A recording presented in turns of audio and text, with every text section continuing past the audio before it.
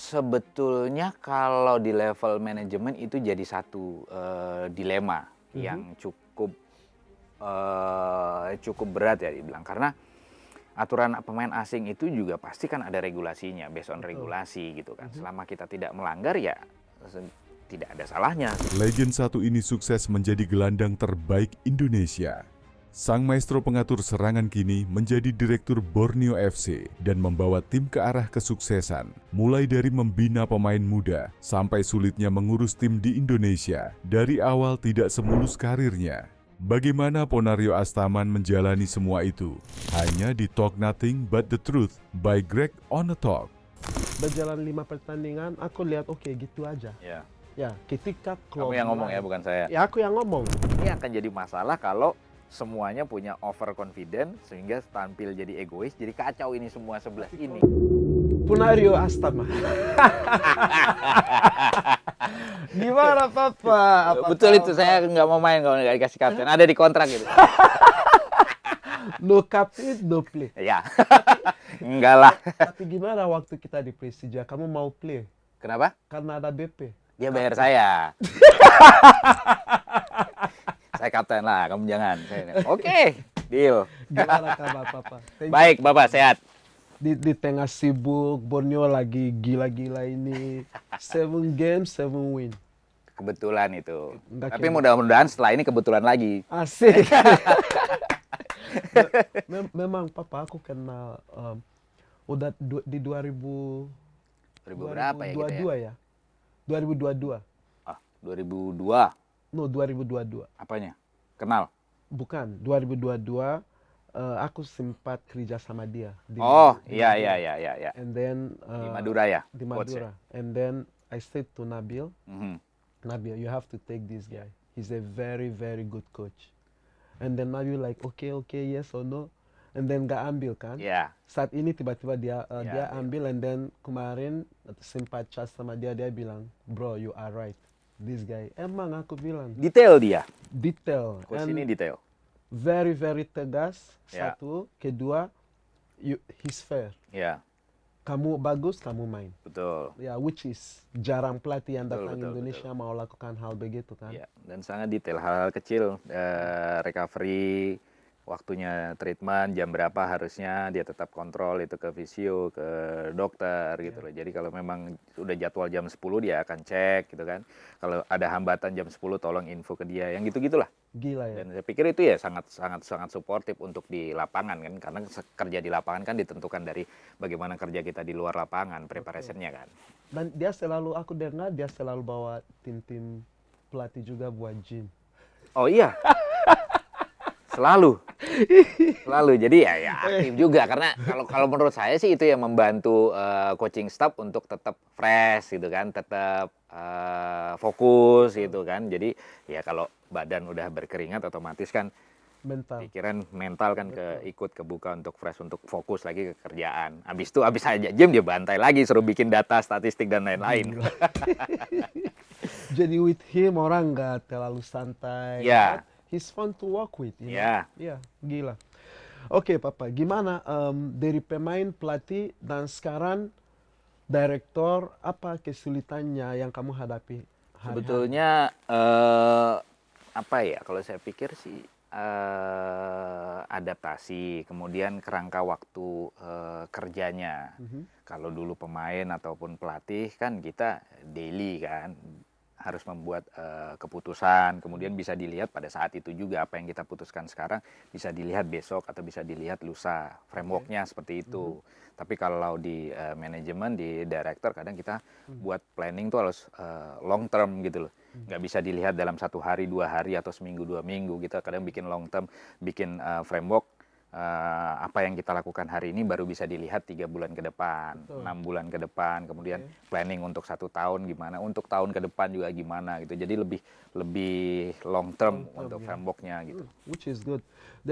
Borneo itu salah satu tim yang punya fasilitas yang sangat luar biasa. Okay. So, seberapa penting fasilitas itu dampak bagi pemain? Iya, kita pelan-pelan masih melengkapi seluruh fasilitas yang kita rencanakan. Sudah punya satu lapangan artifisial yang saat ini lebih banyak digunakan untuk soccer school, kemudian akademi ataupun EPA. Terus kemudian kita punya training ground saat ini masih satu lapangan. Lapangan selanjutnya dalam progres gitu, itu digunakan untuk lebih banyak ke tim senior. Kalau jangka pendek, memang adanya fasilitas tentunya membantu untuk melaksanakan program dari pelatih ya, baik di senior maupun di akademi. Kualitas latihan mereka juga lebih oke dengan fasilitas yang bagus. Tapi kalau untuk long termnya ya tentu aja kita kan merencanakan atau menjalankan sebuah klub kan bukan hanya setahun 2 tahun. Kita harus pikirkan bagaimana 2 tahun ke depan, bagaimana 3 tahun ke depan, pemain mana yang akan kita bisa ada di tim, di first team dalam 3 tahun ke depan atau bahkan 5 tahun Jadi semua ke itu udah depan. di-setting, udah Iya di-plan kan, ya? iya memang kita harus rencanakan dari sekarang. Kalau kita mau masuk kompetisi besok rencananya 2 bulan atau 3 bulan sebelum akan sangat-sangat terlambat gitu. Kompetisi 2 tahun atau 3 tahun ke depan udah mulai kita siapkan dari sekarang ya, salah satunya tentunya dengan fasilitas-fasilitas tadi yang kita bisa manfaatkan untuk kaderisasi pemain, junior, youth, program itu harus jalan. Karena aku lihat kalau dari Borneo itu juga salah satu tim yang ciptakan pemain Ya. muda Ya. yang berkah. Kayak contoh ada Rivaldo. Ya, ada ada Eji Eji. kemarin ya kan. Ya, gimana? Itu itu juga proyek dari Iya. apapun. Dan tentunya dari presiden, kamu tahu lah gimana Bos Nabil tentang pemain kan, dia lebih detail dari siapapun gitu lah. betul. Jadi nggak pernah lupa dengan pemain siapapun itu di level apapun itu, sehingga ini jadi concern juga dari si bos gitu, bahwa kita harus ciptakan pemain dengan kondisi Samarinda seperti apa, tidak banyak pemain yang bisa kita yang bisa kita scout di daerah sana. Kita harus scout dari seluruh Indonesia, tapi kan nggak mungkin kita biarin gitu aja setelah kita dapat gitu kan. Kita harus punya fasilitas untuk bisa kader mereka supaya ready. Dan jangan lupa memang cost bisa ditekan. Yang kedua,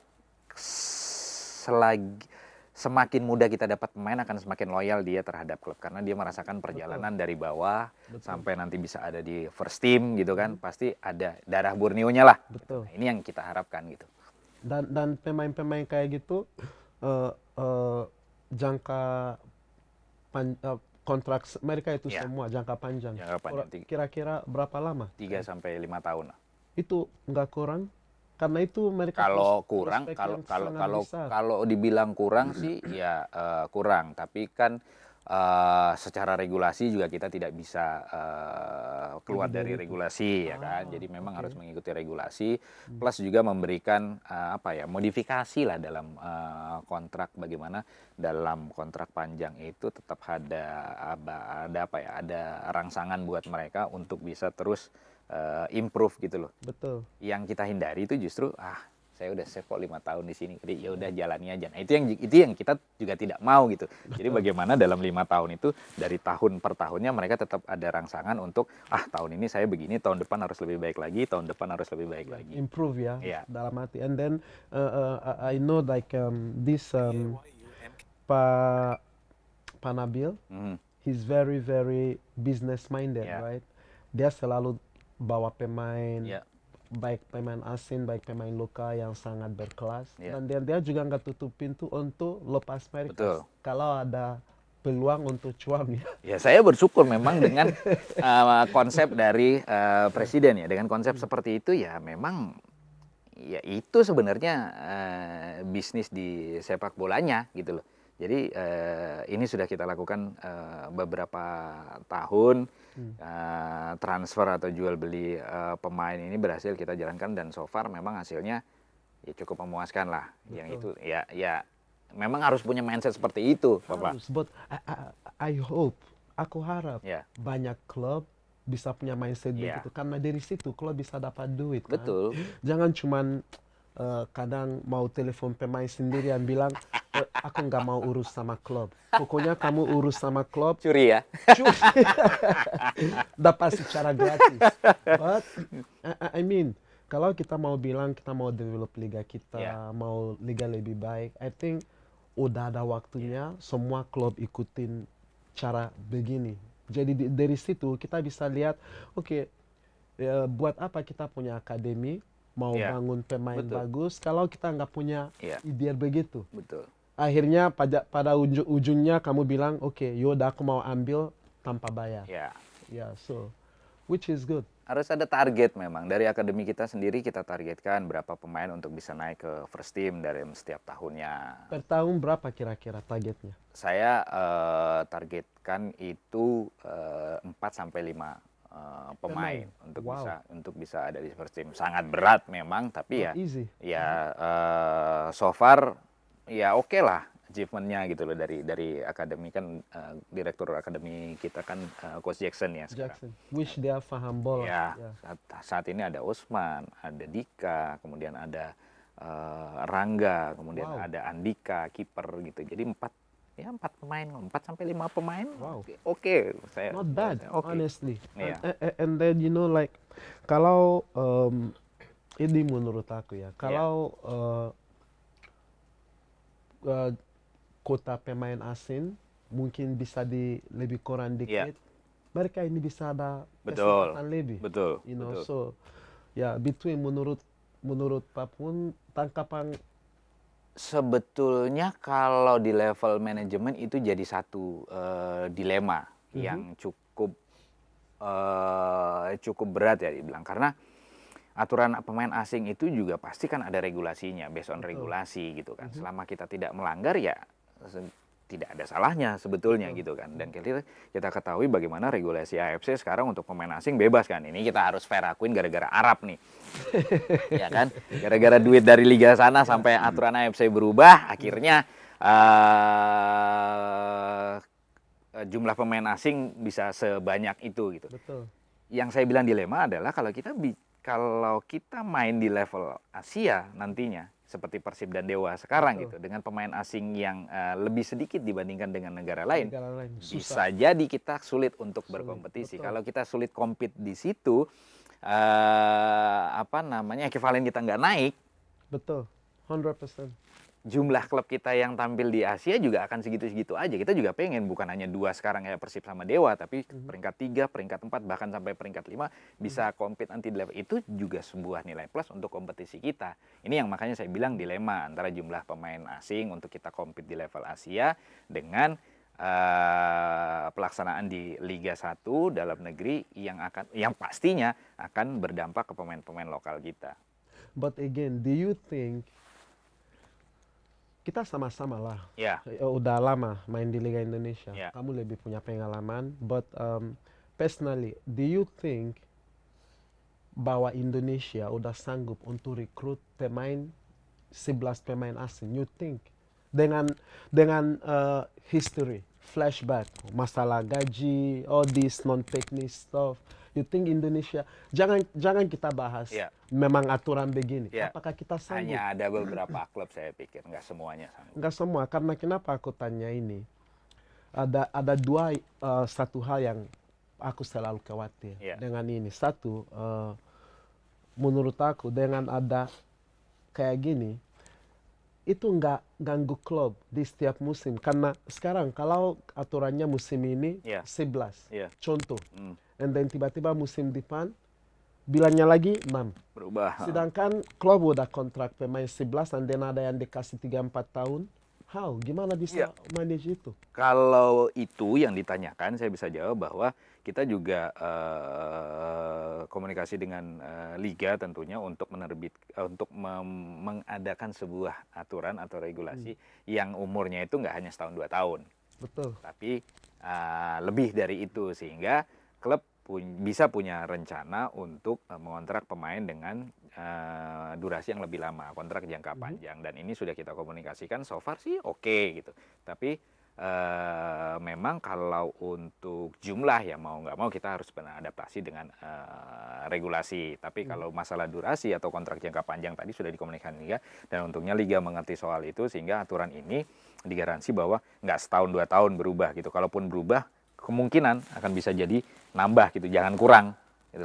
Jadi kita kontrak nambah, jangan kurang, karena kalau kurang pasti akan berimbas ke klubnya. Udah ngasih kontrak jangka panjang misalkan buat 3 sampai 4 pemain, tiba-tiba tahun depan pemain asingnya berkurang jadi 3 lagi, kan kita harus kompromi lagi, harus negosiasi lagi. Pasti. pemain. Nah, itu yang kita suarakan ke Liga, itu yang komunikasikan ke Liga, ya so far sih komunikasi itu oke, sehingga regulasi ini tidak berumur pendek, lebih panjang durasinya sehingga klub bisa bikin rencana.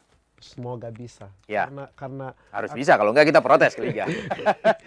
karena setahu aku kadang setiap tahun, setiap liga selesai, klub mau lakukan rekrutmen, klub mulai mikir, tunggu dulu keputusan PSSI, PT Liga. PT Liga apakah pakai jumlah pemain asing, formatnya gimana, format buat tahun depan aja kita belum tahu. Bisa aja mereka bangun tidur dan bilang, oke, musim tahun 5 wilayah. Tapi kalau sekarang itu lebih stabil dan konsisten. Kita bisa lihat acuannya adalah dari jadwal aja. Dari jadwal kan sekarang semakin bergeser sampai akhirnya sangat sesuai dengan kalender AFC, sesuai dengan mengakomodir FIFA Matchday, sehingga liga ini dalam beberapa tahun ke depan akan range-nya itu ya Juli Agustus start, nanti selesai di Mei. Ini akan konsisten, sehingga yang itu tadi, karena ini juga tidak terlepas komunikasi dengan klub, sehingga klub bisa bikin perencanaan dalam waktu jangka lebih panjang gitu, sehingga semuanya bisa diukur dari awal gitu, nggak tiba-tiba mau kompetisi baru ngitung budget berapa, ngitung pemain bagaimana dan lain-lain, tapi udah ada rencana yang bisa klop sama jadwal liga. So far sih oke. Good. And then sekarang sebagai klub besar Borneo, kalian kan di Kalimantan, right? Apa expenses-nya untuk keluar dari sana pergi ke pulau lain kayak main di Jawa, expenses itu itu jadi budgetnya gimana? Jadi salah satu tantangan buat klub yang ada di luar Jawa, karena memang transportasi semua harus dilakukan by flight kan. Nggak ada opsi lain gitu. Ya mau tidak mau memang harus dicarikan solusi budgeting dari awal. Saya yakin untuk transportasi mungkin lebih besar daripada klub-klub lain gitu kan, sehingga PR-nya sekarang atau kerjanya sekarang ya tentu bagaimana kita bisa mendapat income yang lebih besar mungkin daripada klub-klub lain, sehingga expenses kita untuk transportasi itu bisa tertutupi. Selalu ada home game. Aku lihat sekarang kalau kalian main supporternya hampir full ya. Ya, karakteristik supporter di Samarinda itu saya bilang agak sedikit unik, karena mereka lebih menikmati pertandingan, datang sebagai penonton, hanya sebagian dari mereka yang bisa dikategorikan dalam tanda kutip sebagai supporter. Sisanya memang enjoy the game, bergantung kepada lawan yang datang, bergantung juga kepada waktu pertandingan gitu, bergantung kepada peringkat klub Borneo-nya sendiri gitu. Ini menjadi sebuah tantangan, dan kondisi ini saya pikir nggak bisa dirubah secara cepat dalam 1 atau 2 bulan atau bahkan 1 atau 2 tahun.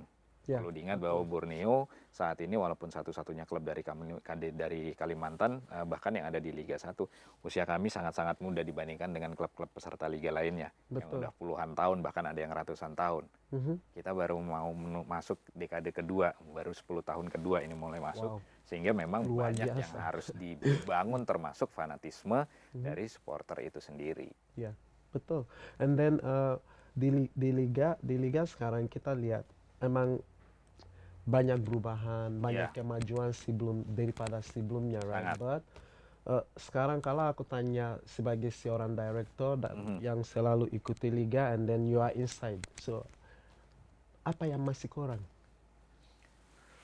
Atau apa yang perlu ditambah biar making liganya lebih mantap lagi? Pertama tentunya kita mengemas liga ini kan sebagai sebuah entertainment ya. Sport entertainment gitu. Sehingga memang dari segi entertain itu menjadi salah satu faktor utama. Kalau kita bicara entertain pasti jatuhnya ke bisnis. Oke. Sekarang dalam olahraga itu ya tentunya nilainya ditentukan dari sebagaimana sebagaimana kompetitifnya tim-tim yang ada di dalam, sebagaimana menghiburnya liga itu sendiri. Otomatis kalau kita ingin menghibur, fasilitasnya harus lebih lagi dari sekarang, harus lebih baik. Bagaimana stadion-stadion, bagaimana kualitas, bagaimana FOP-nya, lapangannya, bagaimana lampunya dan lain-lain. Dan itu alhamdulillah sudah terbantu dengan program pemerintah kemarin, renovasi stadion. Betul. Kalau ini sudah bisa berhasil dikemas lebih menarik, otomatis kan rights-nya liga ini bisa lebih meningkat. Ini sebetulnya yang jadi PR-nya liga dan mereka sadari itu, bahwa ini harus bisa kita tingkatkan. Valuasi dari liga ini harus bisa ditingkatkan dari segi entertain. Dan again, sorry to cut you, Papa. Kalau kita bahas lapangan, udah ada support dari pemerintah, right? Okay, but jangankan cuman like pemerintah support. Gimana kalau pemerintah udah support itu, tapi klub tersebut nggak bisa maintenance? Kalau sekarang sebenarnya dari level klub itu semua sudah saya bilang visinya sih sudah merata ya, bahwa memang ini harus digarap. Kita tidak hanya bisa melihat stadion aja, tapi sarana pendukung seperti lapangan latihan. Betul. Ini semua klub saya pikir sekarang sudah aware. Tinggal bagaimana pelaksanaannya di masing-masing lah levelnya gitu ya. Sudah banyak sekarang kita lihat klub-klub yang punya fasilitas latihan sendiri, kemudian lengkap dengan mesnya. Kami bisa lihat Persija bagaimana, Persib bagaimana, Borneo bagaimana, PSM bagaimana, dan klub-klub lain. PSM mereka punya. Udah ada sekarang? Udah. Wow, aku nggak tahu. Punya. Aku tahunya Dewa.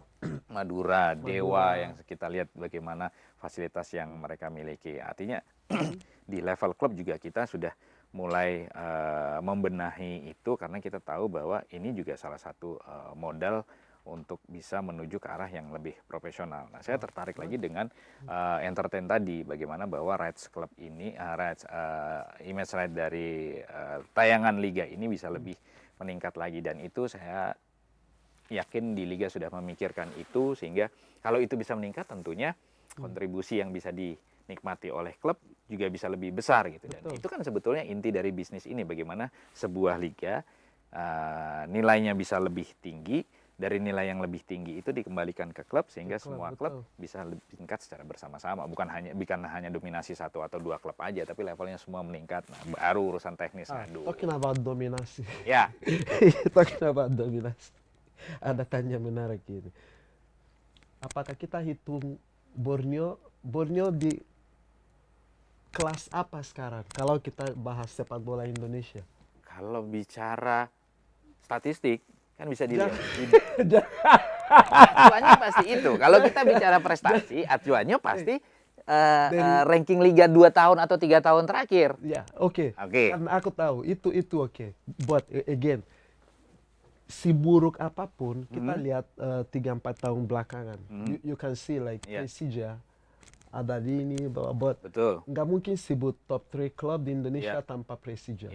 You know, apakah Borneo sekarang, kalau aku lihat, menurut aku, kalau aku lihat apa yang kalian kerjakan 3-4 tahun terakhir ini, itu sangat luar biasa. And then I think Pantas masuk like 3-4 besar, klub besar. Karena jangankan cuma sebut klub besar itu dari nilai infrastruktur yang ada di klub, akademi, all these things, semua harus jalan. And then filosofinya, you know, and then sempat juara. Regular season. Bukan. Sempat juara. How? Gini.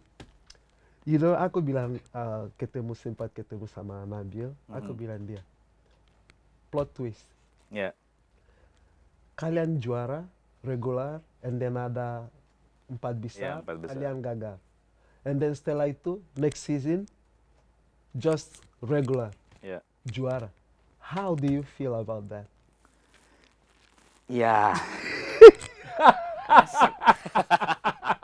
Hey, no. Ketika aturan itu bisa just potong history club, and then the next season bisa langsung regular lagi. How? Itu sebetulnya sudah direncanakan, memang di konsep bahwa kompetisi tahun itu modelnya itu adalah seperti itu gitu. I know. Jadi bukan tiba-tiba. Yang kita sayangkan pada saat itu adalah justru di ujung pemain kita banyak yang cedera. Sangat banyak yang cedera. Hampir seluruh pemain asing cedera, hanya satu yang fit waktu itu. Sehingga ya itu yang mempengaruhi hasil kita di empat besar di final series gitu. Ya memang kalau dibilang sangat disayangkan ya nyesek gitu, karena bukan that's not my point. Aku tanya, gimana perasaan? Ya nyesek itu. karena cuma satu season itu. Satu season. Iya.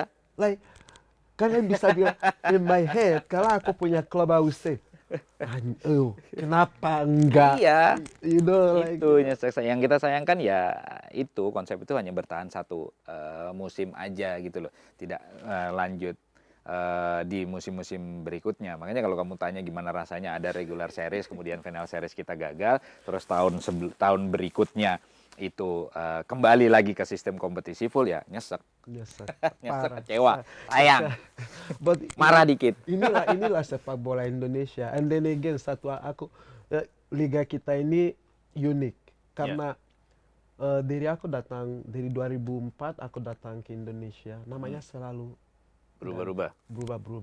You know, kali ini gimana menurut kamu konsep yang selalu kita berubah nama kompetisi? Nah itu juga, kalau itu ini sekarang udah ada liga udah buat ini, mereka udah buat IP tentunya untuk liga, ada Super League, kemudian bukan Liga 1, Liga 2 namanya ya, dan ini rencananya akan dipertahankan untuk beberapa tahun ke depan, untuk jangka panjang lah nama ini gitu, sehingga jadi brand lah. Dulu kan pernah disebut Super League dulu. Macam-macam dulu, kamu mau sebutin apa dulu juga udah pernah semuanya gitu. Jadi yang sekarang ini untuk jangka panjang ya mudah-mudahan ini works gitu. Iya, namanya sih ini oke. Super. Yeah. Liga Super. But ya pernah zaman kita dulu juga kita main Liga Super. Liga Super apa aja dulu, Liga Super League apa semua udah ada lah semua Jarum. Itu. Ya mudah-mudahan ini konsisten gitu.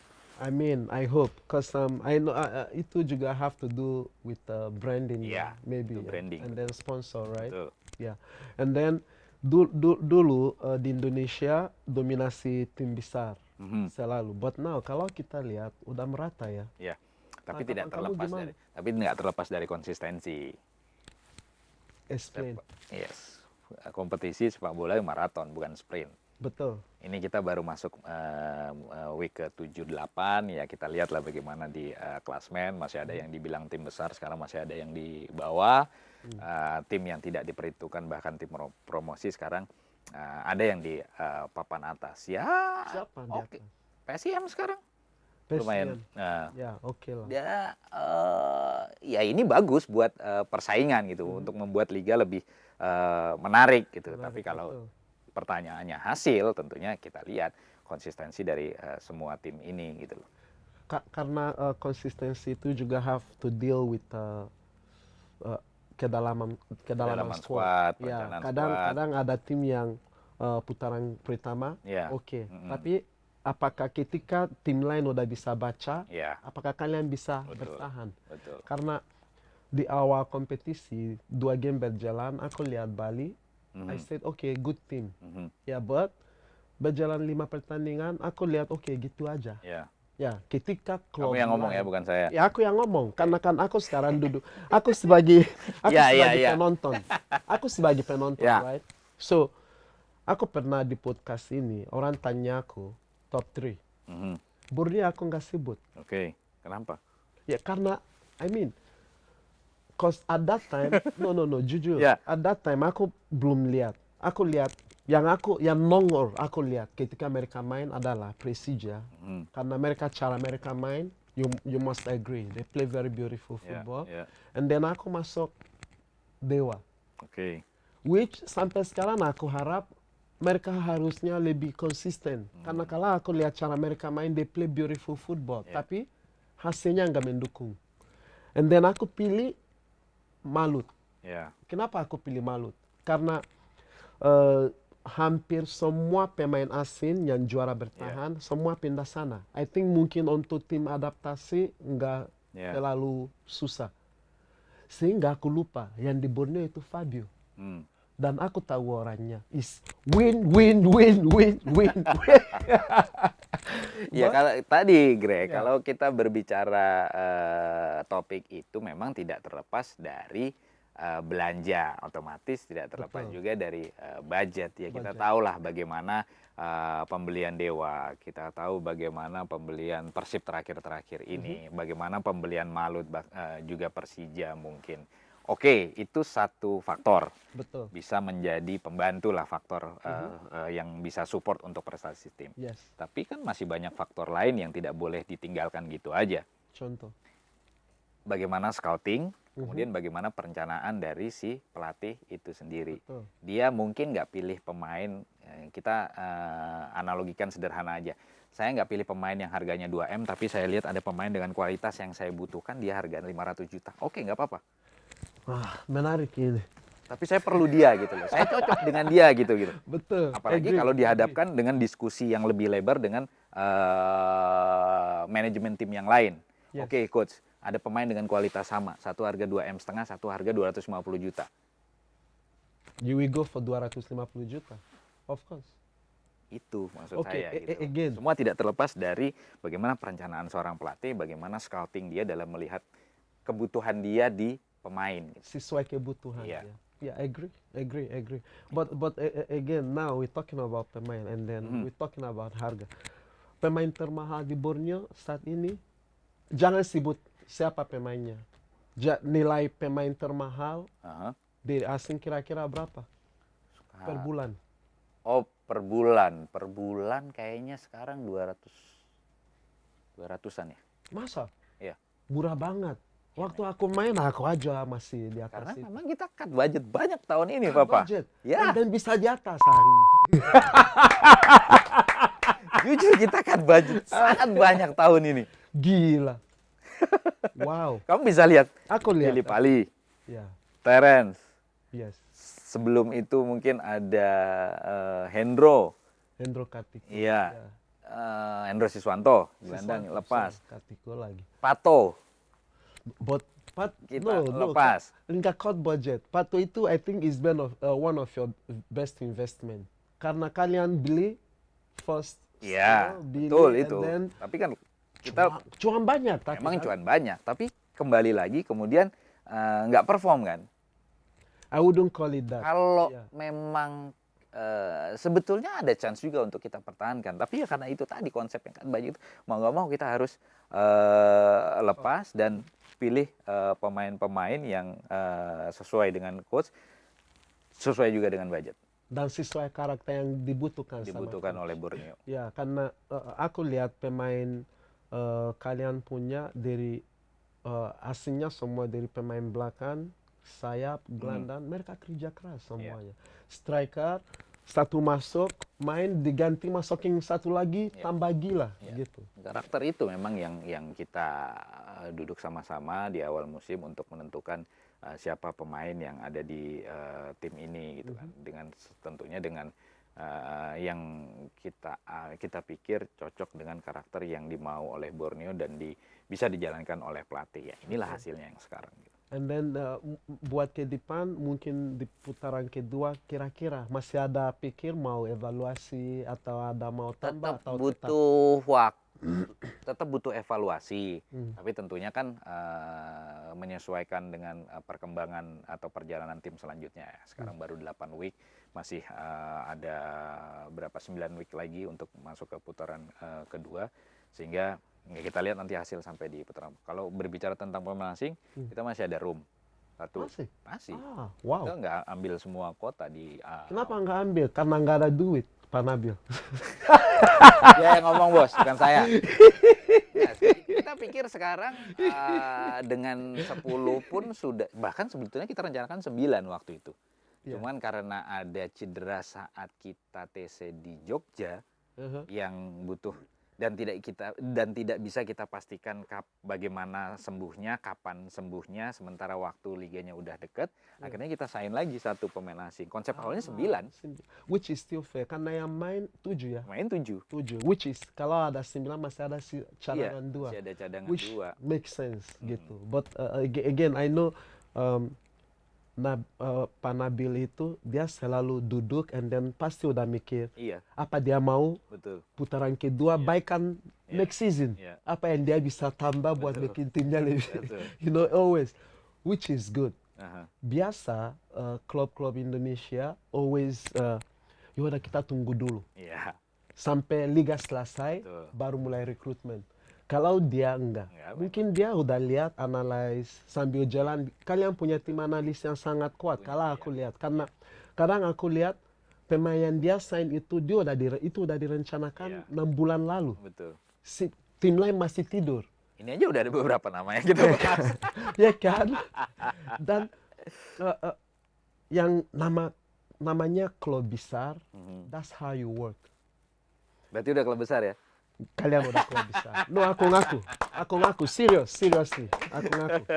Karena yang aku nilai klub besar itu is work ethics, not just nama.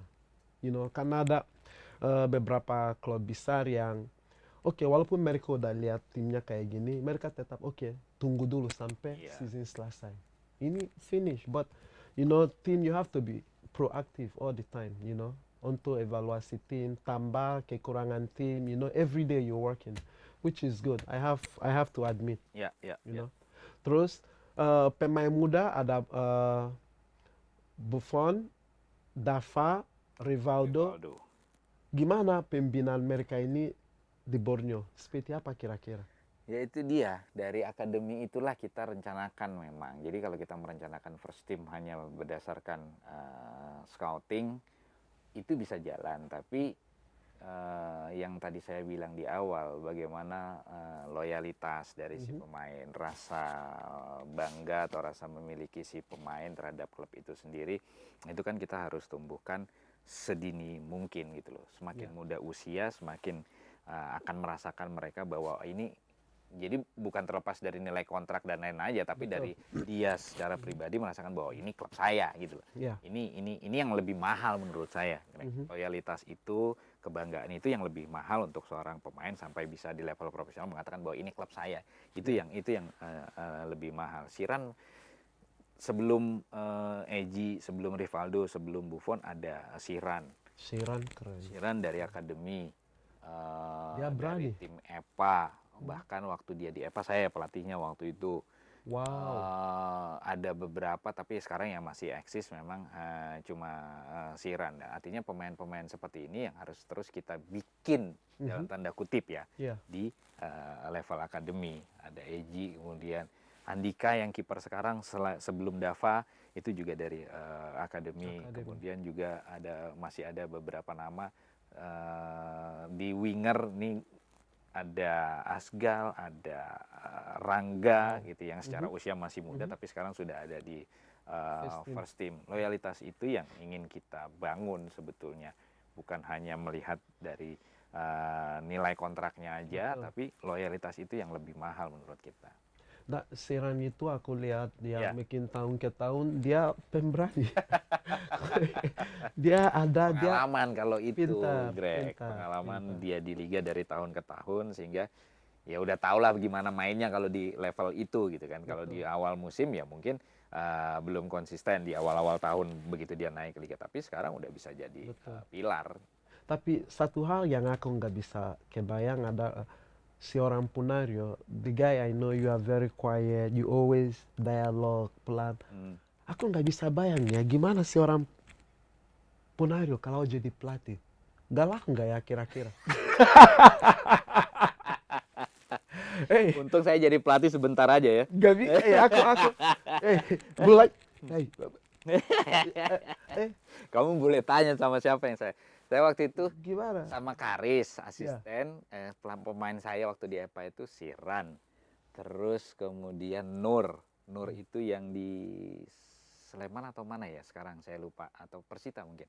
Terus ada Kanu Kanu. Sempat timnas Oh. itu. Kemudian siapa lagi ya waktu itu ya? Saya lupa, bek kanan sekarang udah enggak, di tengah ada Daud tapi Liga 2 atau Liga 3. Ya marah ya harus marah. Seorang pelatih ya bukan berarti harus marah, tapi pada saatnya marah ya marah aja, saya lepas aja. Aku bingung, aku gimana karena aku Saya ke arah situ. Ada main santai, latihan santai, ketawa-ketawa, tapi nggak dijalankan apa yang saya mau.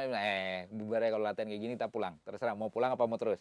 Baru habis itu serius. Memang harus perlu itu untuk shake terapi, untuk membangunkan pemain untuk bisa lebih fokus. Kamu kan juga merasakan kadang kita waktu jadi pemain kan kadang ya udah santai, tapi begitu pelatih bilang ya begini, oke, baru kita bangun di lapangan kan. Itu swish. Iya. Aku kenapa aku tanya ini? Karena aku ingat, kamu ingat waktu itu aku main di Persis, kamu di Arema. Iya. Kamu hantam aku. Kamu hantam banget. Dan aku berdiri. Aku lihat kamu kayak gitu, kamu mau lagi? Sini. Mau lagi? Sini. Kalau sekarang masih ada nggak ya kayak gitu ya? Aku gila. Dan setelah itu musim berikutnya kita di satu tim. Kita Persija. Dan ketika kita di satu tim, aku lihat orang yang very polite, nggak pernah marah, always santai. Tapi ketika udah Di marah, lapangan. Ya. ya ketika udah kayak galak, Ya. aku bilang, jangan dekat. You don't wanna mess with. Kalau sekarang masih ada nggak yang kayak gitu ya? Nggak tahu, bisa masih ada.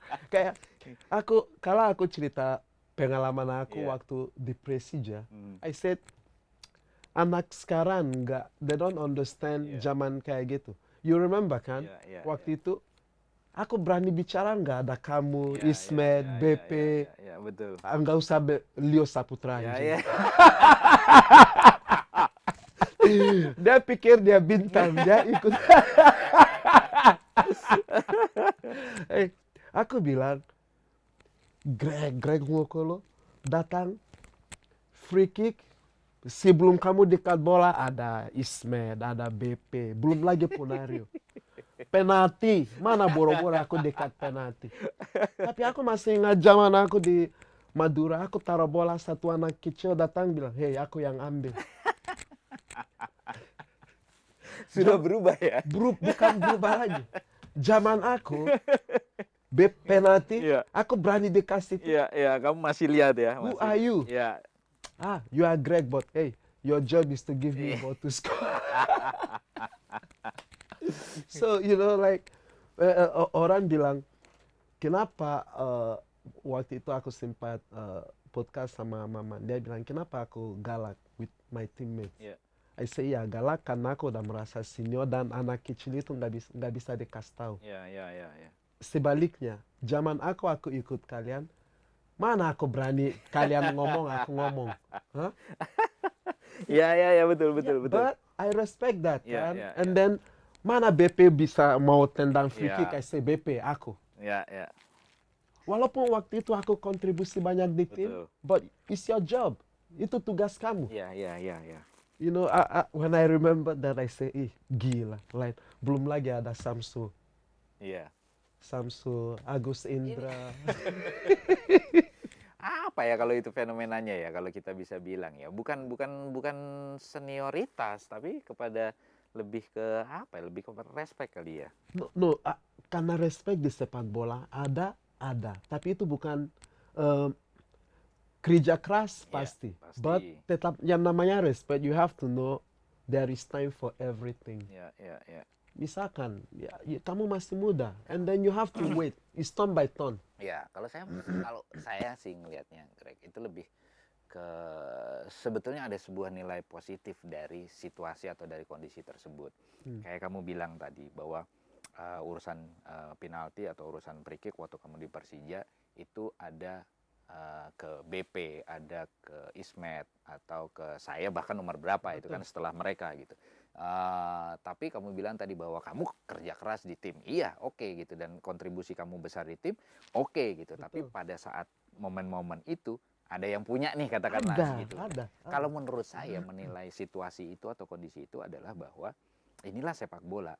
Jadi di dalam satu unit itu, dalam 11 pemain yang di lapangan itu, kita punya job desk masing-masing lah ibaratnya gitu loh. Betul. BP nggak lari-lari, tiba-tiba ada di kotak penalti, kamu yang lewatin orang, kamu crossing, dia yang skor. Gitu. Betul.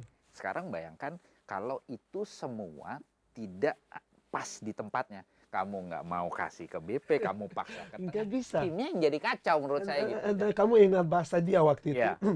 Kalau aku bilang, aku kerja keras, kamu cuman, dia bilang, siapa yang dikorang? Iya. Maksud saya kalau kita melihat ini secara positif bahwa dari 11 orang di lapangan ini punya tugasnya masing-masing, gitu loh. Betul. Kalau dibilang ada pemain yang egois ya dalam tanda kutip, mungkin itu lebih keluar daripada job desk yang sudah ditentukan oleh pelatih, gitu loh. Yang wing ya dalam beberapa kesempatan pasti ada momen untuk dia eksekusi sendiri, gitu loh. Tapi bukan, Papa, itu beda loh. Masuk aku, gimana ya caranya ya? BP mau ambil penalti, aku datang bilang, Papa aku yang ambil. Iya. Gimana caranya? Belum lagi, aku harus lewat berapa orang? You know berapa orang? Iya. Aku lewat BP. Iya. Pak Haji pasti datang. Pak Haji datang. Setelah itu, kamu pasti datang. Udah berapa orang itu? Iya, 3. Mending apa? Istirahat. Yeah. Tunggu 3 ini pensiun dulu, Bang. Tapi masuk aku di Madura, bisa aku mau taruh bola buat 3 anak muda datang. Papa, saya. Secara apa ya? Secara mentality kalau saya ngelihatnya ya itu oke lah bahwa pemain muda punya kepercayaan diri. Tapi ya itu dia di sepak bola dari 11 itu kita punya job desk masing-masing gitu yang harus jadi satu semuanya gitu. Tidak ada satu yang lebih daripada yang lain gitu. Ini akan jadi masalah kalau semuanya punya overconfident sehingga tampil jadi egois, jadi kacau ini semua 11 ini gitu. Confident ini selalu, misalkan kita lagi menang 5-0. Penalti datang semua orang mau. Iya, betul. Nggak ada pressure soalnya kan. Beda cerita. Iya. 0-0. Iya. 80 menit. Terakhir. Papa ambil. No. Pressure itu pengalaman. No, kamu aja. Coba tadi yang pemain muda itu berani nggak itu kalau itu nggak bakal. Dada orang itu aku tahu. Papa, kamu mau kan? Ayo. No, kamu aja. Itu dia gitu. But I mean like making kesini semua berubah, you know. And then sekarang udah nggak ada yang namanya umur di sepak bola. It's about good or not good. Good or not good. Setuju. So menarik. And then Papa 2 kali hampir juara sama PSM di 2001 sama 2003. Gimana cerita waktu itu? Itu di pertandingan terakhir semua. Kita 2 tahun berturut-turut itu jadi runner up. Malah yang pertama atau kedua ya, saya lupa tepatnya. Kita sudah unggul jauh di 5 pertandingan sebelum habis malah. Wow. Di 5 pertandingan terakhir itulah kalah. Serius? Iya. Gitu. Jadi karena tekanan atau karena non teknis atau karena tim memang dalam kondisi yang kurang baik? Mungkin pressure ya. Mungkin pressure, mungkin tekanan karena pasti ada nervous lah ya untuk menyelesaikan musim, apalagi di ujung-ujung ya pressure akibatnya nervous sehingga itu turun performa justru di 5 pertandingan terakhir kalau saya nggak salah ingat waktu itu. 2 tahun berturut kita jadi pertama kalah dari Kediri kalau nggak salah, yang kedua dari Persebaya. Itu 2 tahun berturut-turut kita jadi runner up. And then Papa selama berkarir sepak bola udah main di 8 klub. 8 ya? 8 apa 9 ya? Lupa. 8 ya? Yang paling terkesan mana ya? Buat saya sih semuanya berkesan, Greg. Jangan bilang Borneo ya. Bagaimanapun juga Borneo terakhir, Greg.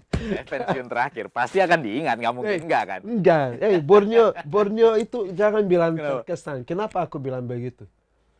Karena aku ingat, ownernya bilang ke aku, Punario itu udah nggak bisa. Aku mau dia pensiun. Dan akhirnya memang pensiun di Borneo. Pasti akan diingat lah. Kalau pensiun pasti akan diingat. Tapi kalau dilihat dari perjalanan karir, saya banyak juara memang di Sriwijaya. With Pak RD? Pak RD sempat di musim pertama Setelah itu dengan Coach Caleb Kas. dan Kas yang juara Kas. di Yang squad kalian itu Iya. seram ya, Iya. seram sekali. Kas Hardiola. Kas ya, keren, gila. Ini ada cerita lucu atau berkesan dari line up ini? Ini Coba lihat line up ini. Persija ya. Gila, aku di samping kamu lagi, gila. Kamu di samping Leo lagi. Bukan. Oh itu. Hah? Ini apa yang berkesan? Ini tim kita. 2008, kamu ingat Njangka? Ingatlah. Ya, Coach Padano Window bilang, aduh Njangka mau kasih aku serangan jantung. Kamu ingat? Iya, dia selalu capping di belakang kan. Bukan capping, kolong. Iya, Di belakang. dia main di area kotak penalti masih kasih kolong. Ini tim kita berapa week awal nggak pernah kalah ya? No, bukan putaran pertama. Putaran pertama ya. Nomor 1. Habis And then habis pindah. itu mulai Pindah nggak main di di- Jakarta kan? nggak main di Jakarta Baru lagi. turun. Berkesan, kamu ingat kita di Wamena sama Leo 90 menit. Kita lagi kalah 2-1, Leo ambil tendangan bebas. Yang mana ya? Saya lupa. Dia suruh semua orang, Jangka mau Oh. ambil, no. Ya, ya. Greg mau ambil, no. Ya. Habis itu besoknya Padano suruh dia crossing tuh. Dia tetap salah. Ya. Karena waktu itu boleh di kiri ya. Iya, Dia betul. kiri sat Saat crossing ke keluar lapangan. Iya betul. Gila, tim ini gila. Abanda, Njangka, Robertino. Ya ini. Ada Copet Senen. Ali. Ali. Iya kan? Aliudin. Lihat, Leo. Kenapa Leo?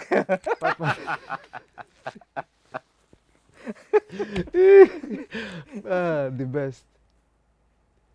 Sayang ya. Sayang sekali itu tim. Ya, terus kita bahas sedikit debut kamu di sepak bola. Kamu langsung jadi kapten.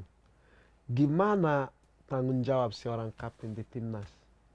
Kalau di timnas itu sebetulnya justru kaptennya harus lebih merendah. Merendah ya? Iya, karena mengakomodir, kalau saya ngomongnya mengakomodir ego dari semua pemain. Namanya kan timnas. Selain saya juga pasti ada kapten-kapten yang lain di timnya di situ. Kemudian juga yang dalam tanda kutip ada yang bintang-bintang lah gitu kan. Ada yang binatang. Ada yang bintang, ada yang binatang. Ya otomatis ya memang harus justru yang kita yang ngeredam gitu untuk bisa komunikasi sama pemain-pemain yang lain tersebut tadi. Gitu. Tapi di Persija aku ingat itu, waktu itu kamu di timnas kamu kapten. Iya. Sebaliknya di Persija BP kapten. Dia bayar saya lu gak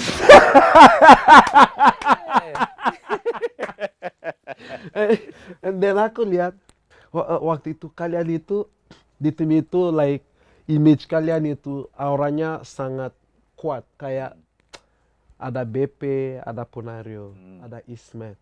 Terus ada Leo yang selalu mau ikut biar diangkat bintang juga. Fantastic Four, ingat? bukan gua yang tahu Fantastic Four. Dia ikut, aku bilang, Papa, kamu jangan ikutan, kamu bukan pemain timnas.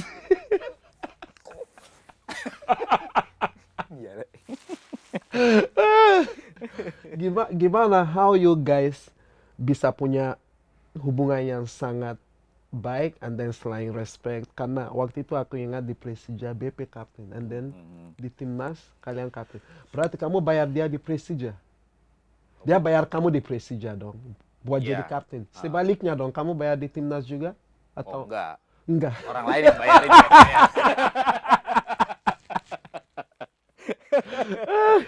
Ya tidak terlepas dari respect dan kemudian juga ya karena akrab aja Greg. Saya berteman sama mereka itu memang boleh dibilang dari sangat junior ya. Kita mulai sama-sama itu di timnas usia 19. Jadi sudah kenal lama satu sama lain, ya santai aja sebenarnya menyikapi itu gitu loh. Keren. Nggak ada hard feeling, nggak ada ego bahwa ini saya kapten di timnas, harus kapten di Persija. BP juga nggak ada yang wah saya kapten di Persija kenapa saya nggak kapten di timnas, nggak ada yang seperti itu. Jadi lebih mengalir, lebih santai aja. Good. And then Papa terakhir mungkin sekarang kamu kan kita ikuti timnas. Ya. Ya udah dari zaman ke zaman, and then sekarang gelandang terbaik di Indonesia sekarang siapa? Gelandang terbaik. Menurut Gelandang terbaik ini general aja ya. Kita nggak peta-petakan lokal, asing, naturalisasi atau bagaimana ya. Kalau yang ada di timnas kemarin sih saya tertarik sama Ricky Kambuaya dan Ricky dan Joey malah ya. Karena karakternya sama. Iya, dan apa ya? Dan sepak bola sekarang kan juga sudah berubah, Greg. Betul. Nomor 6 yang bahasa dulu orang main gaprak-gaprak dan lain-lain sekarang hampir udah nggak ada. Betul. Semua pemain nomor 6 juga harus bisa sebagai deep lying playmaker sekarang kan. Betul. Nah, ini yang agak sedikit bergeser, makanya dengan kondisi ini sebetulnya saya lihat ya Joey ataupun Ricky Kambuaya bisa main di situ walaupun masih ada Tom Haye ya di situ, tapi Joey maupun Ricky saya pikir sih oke lah. Gimana talking about Tom Haye? Kamu lihat performance dia terakhir? Di mana? Terakhir di mana ini? Di Persib.